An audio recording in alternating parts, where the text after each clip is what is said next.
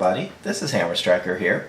Today I've got two very popular 9mm service type pistols on the table. I've got a Smith and Wesson M&P and I've got a Glock 17.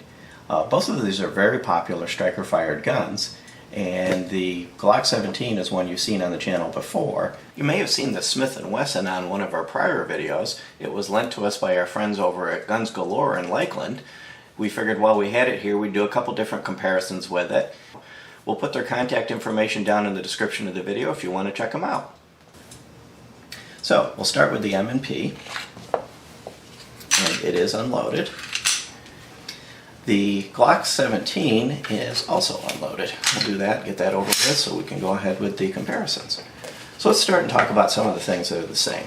They're both striker fired 9mm. They both have drop safeties, the built-in drop safety. It's integral to the firing mechanism and deactivates as you pull the trigger.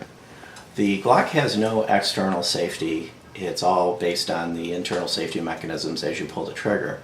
The M&P has the same safeties, but is also available in variations that include a thumb safety, a magazine disconnect, built-in little key lock safety. So there are a couple different flavors of the M&P that you can get that have some of those other safeties if you're in an area that either requires them or that's what you're comfortable with.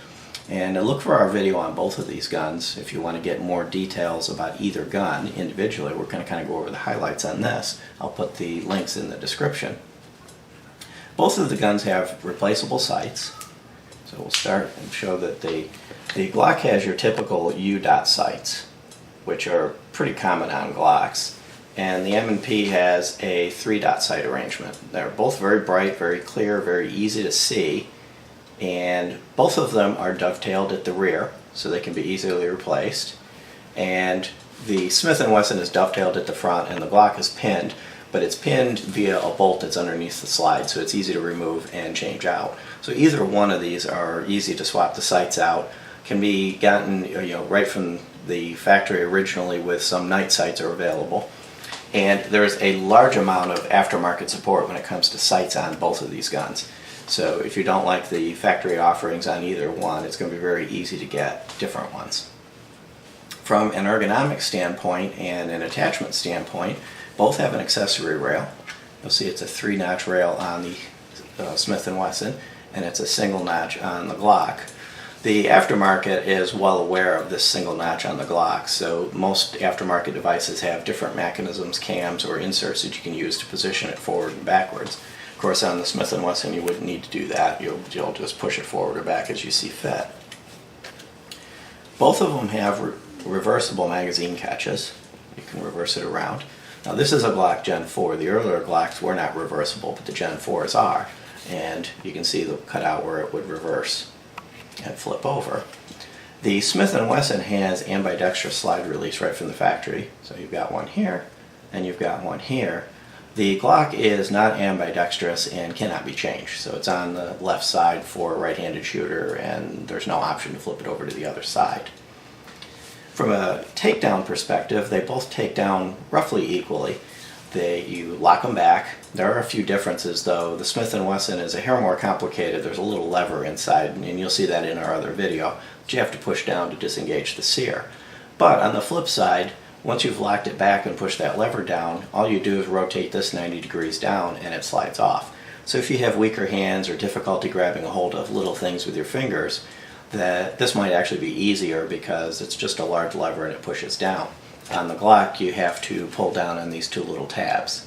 And there are some tools available to facilitate that, but without any additional tools, just the way it comes, the Smith & Wesson is going to be a hair easier to get the slide off of the frame for takedown purposes. When I did mention they're both drop safe, they both implement the safety part of the trigger a little bit differently. In the Smith & Wesson, it's an articulated trigger. You'll see that the very bottom part of the trigger tilts a little bit to remove the safety mechanism that prevents the trigger from pulling under drop conditions without actually having a finger on it. It works quite well. It doesn't pinch you. You're not going to get pinched by the front of it. It feels a little weird at first. It's a little spongy in the initial take-up, but once you take up the slack, that goes away. And that's just something to get used to. That's not actually anything wrong with that. The Glock uses the classic split trigger with a little lever inside the trigger, and as you push down on the trigger, that disappears. Seems to me to be just a hair less noticeable, but again, once you've taken the slack up on either one of them, they're going to be the same. From a grip ergonomics, both of them have replaceable back straps. On the Smith and Wesson, this entire assembly, this little black part, comes off completely, and it comes with 3 of them, a small, medium, and large, and they can be changed with the tool that comes with the gun. This little tool pulls out of the bottom and it can be used to replace the back strap. They both have stippling, but the stippling on the Smith and Wesson is very subdued. It works, it's easy to get a hold of the gun, it doesn't feel like you're going to lose control of it or anything, but it's kind of subdued and a little bit tame.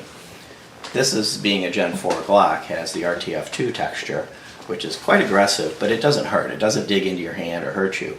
But some people feel they're going to get a better grip on the Glock due to this. And the Glock has finger grooves, which the Smith and Wesson doesn't. And that just comes down to personal preference, which one you would prefer. One of them isn't necessarily better than the other. Both of them have a nice undercut under the trigger. You can see this one on the Smith and Wesson, and you can see on the Glock it's a little more pronounced on the Glock. But what that does on either gun is allows you to get your top finger up higher to get a nice high grip to minimize flip. You want to get up as high on the gun as possible. And with either one, it's possible to get right up in there and get a hold of it. The Glock has one unique feature that the Smith and Wesson doesn't. It has a serrated front trigger strap right here. And some people, when they're holding the gun, like to use their support hand, put their finger on that. Now, there's a lot of contention, about that as far as whether that's appropriate or not. Other people's opinions aside, if that's something you like, the Glock is set up to support it. If that's not how you prefer to shoot, then it wouldn't matter either way. But the Glock does have that particular feature. From a slide serration standpoint, both of them have very good serrations on the back. The Smith and Wesson fish scale is a little more stylish. The Glock square ones are both highly functional. Neither one of them, hurts your skin or bites into your hand, but both of them give you an exceptionally good grip on the gun. Neither one of them truly have front serrations, and the Glock, of course, is just smooth at the front, and the Smith and Wesson has this little shelf. In theory, it might be a little easier to get a hold of this shelf because it's something for your finger to hit against while still keeping your finger away from the muzzle if you want to do a press check. But on a Glock, unless you have weaker hands, I have no problem grabbing the Glock and pulling it back just like that, or even better, being able to grab it a little further back to stay further away from the muzzle. But either one, just as they sit, you can easily do a press check on them if that's something that you prefer to do. They also have loaded chamber indicators, both of them do. The Smith and Wesson is via viewport. It's currently not loaded, or you'd see a little brass in there. And the Glock does it via the extractor sticking out and giving you a tactile feel. If this were loaded and you run your finger across it, your finger would catch on the extractor and you'd be able to tell that it's loaded.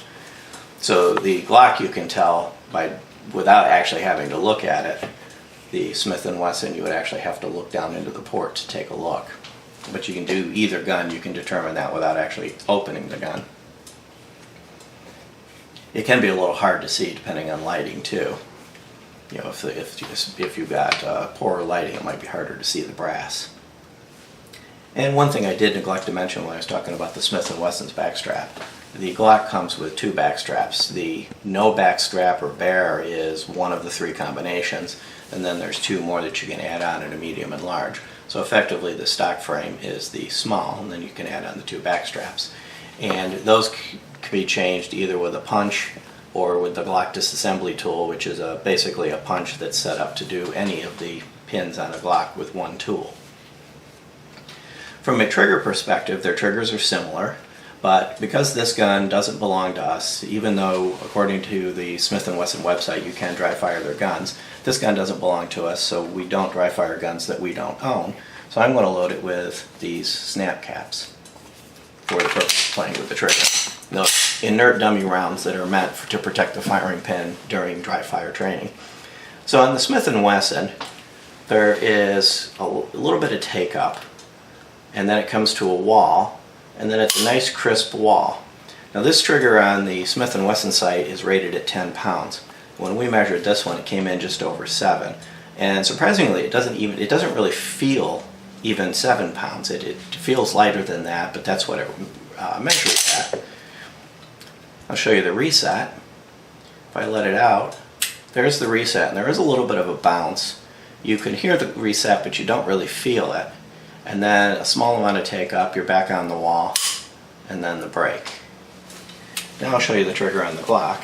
And on a Glock, this is our Glock, and Glocks can be dry fired. There's the take up. It's a little bit shorter take up. Then you're on to a nice crisp wall and a very short solid brake. Relatively short reset, and you're right on the brake. You also can feel the reset as well as hear it. And then you've got a short wall coming back in. Now this particular Glock is coming in around 4.5 pounds on the trigger. Stock would be around 5.5 pounds because this one we've installed the minus connector. But that just changes it by roughly a pound and smooths it out a little bit. Both triggers, when we've had these guns on the range, are easy to operate. They're very smooth triggers. The Smith and Wesson appears to be a little bit gritty when we're sitting here at the table playing with it, but when we're actually on the range firing, I don't notice that at all. So that's, a characteristic that doesn't seem to come into play when actually firing the guns. Both of these have been very reliable. They've eaten whatever we've put through them, and both of them have a known reputation for being reliable guns. So whichever one of the two you pick, you're going to get a good, solid, reliable gun. The Smith and Wesson is available in the flat dark earth and in black. Glocks always had been known to be available in any color you wanted as long as it's black, but that's starting to change. You're starting to see Glocks in other frame colors with the dark slide. So there's starting to be a variety of colors. From a pricing perspective, MSRP on these guns is very close together. So they're both in the $560 to $600 range MSRP, depending on which variations you get. Both can be found less expensively routinely in local gun stores and online. So price is not a big competitive difference. One thing about the Glock is you've got a wide caliber diversity. Glocks go in a number of calibers and operate identically. The Smith and Wesson, this particular version, is available in 9 and 40. So if being able to have the same manual arms up and down a caliber stream is important to you, then you might want to look towards the Glock. If that's less important and 9 or 40 is what you're after, then the Smith and Wesson would come into play. Glock has a program called GSSF. It's a Glock Sport Shooting Foundation. If you're a member of GSSF, you can buy Glocks at a significant discount over retail. You can buy one per year at a discount. So if you're going to be in the competition and you want to compete with Glocks, that does give you a little bit of an advantage there from a pricing perspective. Overall, when I kind of sum it up, it's going to be difficult for me to say that one of these is distinctly better than the other. Anything that I could say that makes one better than the other would be truly subjective. And I kind of like to find a true objective thing to say one's better than the other. So I would say that either of these guns is a perfectly good choice. Think about the varying factors. What makes this different than the Glock? And are those features important to you? And that'll kind of hopefully help guide you into a decision. Personally, I like Glocks, so I would choose the Glock. I have friends who really like the Smith & Wesson and would choose that over the Glock. And I think that either one of these, if you found yourself needing to use it, whether it was just for competition or fun, or whether you're actually needing it to defend yourself, either one of these could be trusted and would work equally well. So if you've enjoyed this comparison, if you're interested in the Smith & Wesson, check out our friends at Guns Galore. If you like our videos, please give us a thumbs up, share, subscribe, and check us out on Facebook. Thank you.